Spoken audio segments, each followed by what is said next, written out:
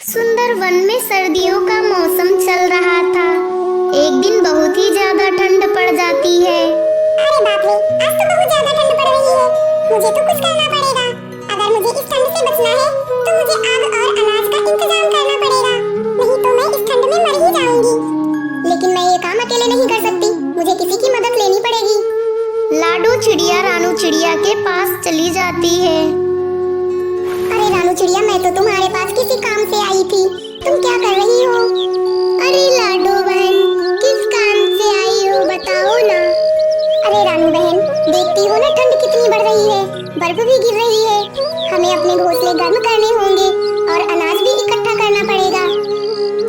हाँ लाडो, कल बुलबुल भी आई थी, बोल रही थी कल बहुत बर्फ बारिश होगी। मेरे तो अभी ठंड से हाथ पांव कांप रहे हैं। आगे मेरा क्या होगा लाडो, तुम बताओ लाडो, हम कब चले लकड़ियाँ और अनाज लेने? अरे रानू, आज तो शाम हो गई है। मैं तुमको बताने आई थी कि कल सुबह होते ही घर का सारा काम करके हम सुबह ही निकल जाएंगे लकड़ियाँ लेने के लिए। अगली सुबह होते ही रानू चिड़िया और लाडो दोनों घर का काम निपटाने के बाद सुबह ही लकड़ियाँ लेने के लिए घर से निकल जाती हैं। उड़ते उड़ते उन्हें कालू कौवा दिखाई देता है। लाडो कालू से कहती है, अरे कालू भैया, आप तो घर से बाहर लेटी हुई है। आपको इस ठंड से बचने के लिए लकड़ियाँ नहीं लेके आनी है क्या? अरे लाडो, तुम जाओ, मैं धूप में बैठा हूँ। अरे लाडो, तुम इस आलसी कौवे से क्या कह रही हो? चलो लाडो, हम चलते हैं, नहीं तो हमें लकड़ियाँ लाने में देर हो जाएगी। अरे रानू, अभी तुम देखना मैं इस आलसी कौवे को कैसे काम पे लगाती हूँ। अरे लाडो, तुम भी पता नहीं क्यों बेचारे को परेशान कर रही हो। वो धूप सेक रहा है, उसे सेकने दो। चलो हम लकड़ियाँ लेने चलते हैं। नहीं लाडो, तुम अभी देखना। अरे रानू, तुम इसे बेचारा कहती हो, ये तो एक नंबर का कामचोर और आलसी कौवा है। अरे कालू, तुम तो बिना काम किए पूरा दिन लेटे रहते हो, तुम्हारा शरीर नहीं दर्द करता है क्या? कालू लाडो की बातों को अनसुना कर देता है। अरे कालू, तू चुप क्यों है? तेरे अंदर कितना आलस है कि तुझे किसी की बात तक नहीं सुनाई देती। अरे लाडो बहन, मेरी वजह से आपको कोई तकलीफ हुई है क्या? मैं तो आराम से यहाँ पर बैठा हुआ हूँ। आप है कि मुझे परेशान कर रही है।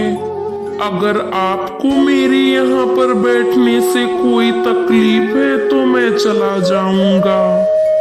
और सुनो लाडो बहन, आप हमको आलसी कहना बंद करो। जानती नहीं हो तुम लाडो मुझे, मैं बहुत सारा काम कर सकता हूँ। तुम्हें क्या पता मेरे बारे में? आप तो मुझे बस आलसी कौवा ही कहती रहती हो। अच्छा कालू, तो आपको सारे काम करने आते हैं, तो आप मेरे साथ चलो लकड़ियाँ लेने। मैं भी देखूं कि आप कितना काम कर लेते हैं। हाँ लाडो बहन, मैं भी काम करता हूँ। आपने अभी देखा ही कहाँ है मेरा काम। इतना कहकर तीनों लकड़ियाँ लेने जंगल की ओर निकल जाते हैं। जंगल में कुछ दूर निकलने पर उन्हें लकड़ियाँ दिखाई देती हैं। रानू, कालू और लाडो तीनों एक एक लकड़ी लेकर अपने घर की ओर चल देते हैं। तीनों लाडो चिड़िया के घोंसले के पास आ जाते हैं। कालू जंगल का सबसे चालाक कौवा था। वो लाडो से कहता है, अरे लाडो, ये तो तुम्हारा घोंसला बहुत ही छोटा है। कहाँ पर हम आग जलाएंगे और कहाँ पर हम लोग सोएंगे? तीनों एक घोंसले में नहीं सो सकते और ना ही लकड़ियाँ इकट्ठा कर सकते हैं। क्यों ना तुम रानू चिड़िया के घोंसले में लेकर लकड़ियाँ चलो। लाडो कालू की चाल को समझ नहीं पाती है। वो भी कालू की हाँ में हाँ कर देती है। तीनों लकड़ियाँ लेकर रानू चिड़िया के घर पहुँच जाते हैं। रानू और कालू, चलो, वहाँ पर बहुत सारी लकड़ियाँ हैं, हम लाकर अपने घोंसले में इकट्ठा कर लेते हैं ताकि पूरी ठंड आराम से गुजर जाएगी। कालू अपने पैर में मोच आने का बहाना बना लेता है और लाडो से कहता है, लाडो देखो ना, मेरे पैर में कितनी ज्यादा मोच आई है। मैं तो अब लकड़ियाँ भी नहीं ला सकता। बहुत दर्द हो रहा है लाडो मुझे। अच्छा कालू भैया, आपको मोच आ गई है, ठीक है, आप घोंसले में बैठिए, तब तक हम रानू दोनों लकड़ियाँ लाकर इकट्ठा करते हैं। हाँ लाडो, लकड़ियाँ तो इकट्ठा ही करनी पड़ेंगी, नहीं तो पूरा जाड़ा कैसे निपटेगा।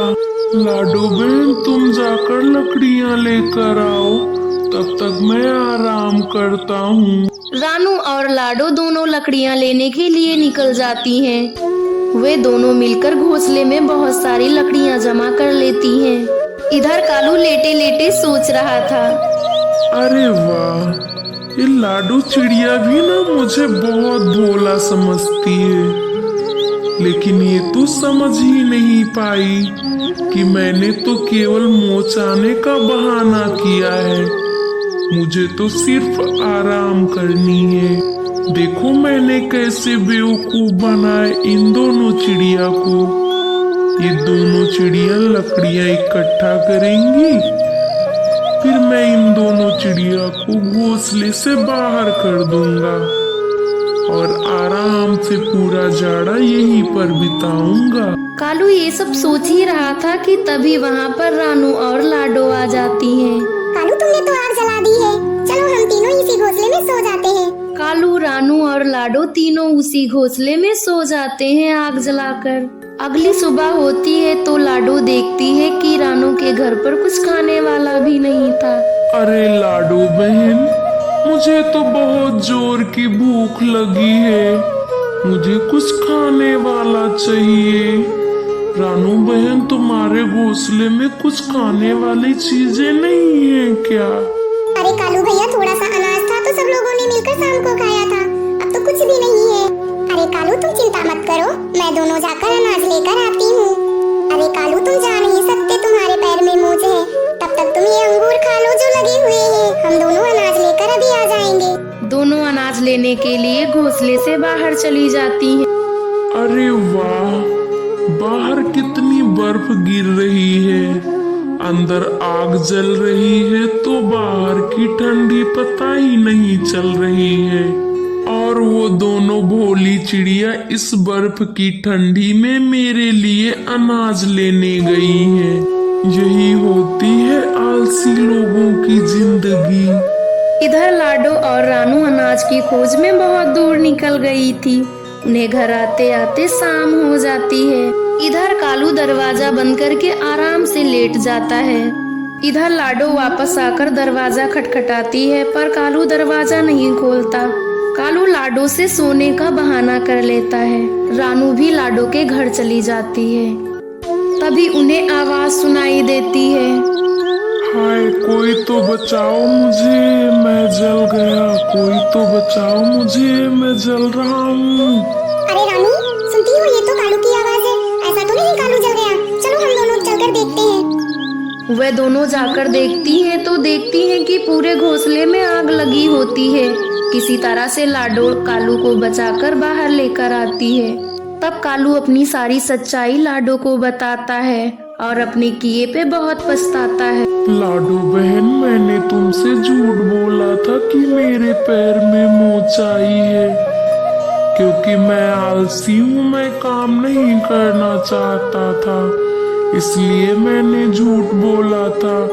मुझे माफ कर देना लाडो बहन तुम। कालू, तुम हम दोनों के साथ चालाकी की और तुमने रानू का घर भी ले लिया। देखा ना, लालच बुरी बला होती है। उसी घर में जलकर आज तुम मर जाते अगर मैं बचाने नहीं जाती तो। रानू, तुम मुझे माफ कर दो। मैं आज के बाद किसी के साथ बुरा नहीं करूँगा। हर पंछी के साथ मैं मिलजुल कर रहूँगा। कभी किसी पंछी से कोई भी होशियारी नहीं दिखाऊंगा। रानू, तुम मुझे माफ कर दो। आज के बाद मैं हमेशा तुम्हारे साथ मिलजुल कर रहूँगा। कभी कोई चालाकी नहीं दिखाऊंगा। लाडो और रानू दोनों मिलकर कालू को माफ कर देती हैं और कालू को अपने ही घोंसले में रख लेती हैं। वे हमेशा मिलजुल कर साथ में रहते हैं और सारा काम भी साथ ही में करते हैं। अब कालू बहुत अच्छा पंछी बन गया था। वो जंगल में सभी पंछियों के साथ अच्छे से रहता था। दोस्तों, इस कहानी से आपको क्या सीखने को मिला, कमेंट्स में लिखकर जरूर बताएं। साथ ही इस वीडियो को अपने दोस्तों के साथ शेयर करें। हमारे चैनल को सब्सक्राइब करके बेल आइकन को प्रेस करें।